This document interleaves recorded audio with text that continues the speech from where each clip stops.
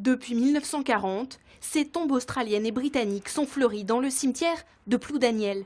Une histoire méconnue que le maire a retracée il y a maintenant 1 an, avec pour point de départ le registre d'état civil. Nous avions les lieux, les bases de réflexion, et c'est ainsi que nous avons pu permettre d'informer les ambassades. Donc j'ai eu des documents qui sont arrivés en mairie, certifiant que c'était bien eux. Eux, ce sont 4 militaires, 2 Britanniques, 2 Australiens. Ce 18 juin à Ploudaniel, ce sont eux que l'on va commémorer. En 1940, ces 4 hommes sont chargés d'une mission top secrète, récupérer la femme du général de Gaulle à Carantec. Mais ils ne parviendront jamais à destination.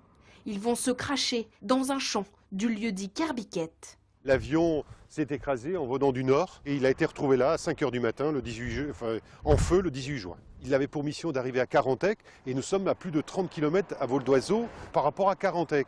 Donc il est probable que dans le brouillard, il cherchait à trouver un atterrissage quelque part. Et c'est à Brignogan, chez Mike Jones, un représentant des anciens combattants anglais dans le département, qu'une partie de la cérémonie se prépare. L'armée britannique et australienne est là, mais aussi une partie de la famille des 4 militaires.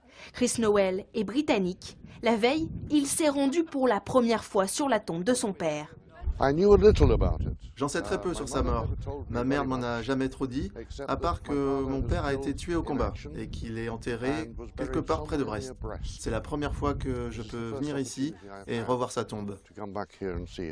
Bruce Harris est lui venu d'Australie avec sa femme, ses filles et ses petits-fils.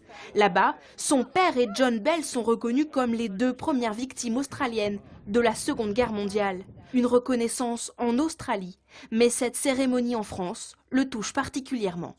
Merci à vous tous, Ploudanielloises et Ploudaniellois, pour avoir conservé et honoré la mémoire de mon père jusqu'à ce jour.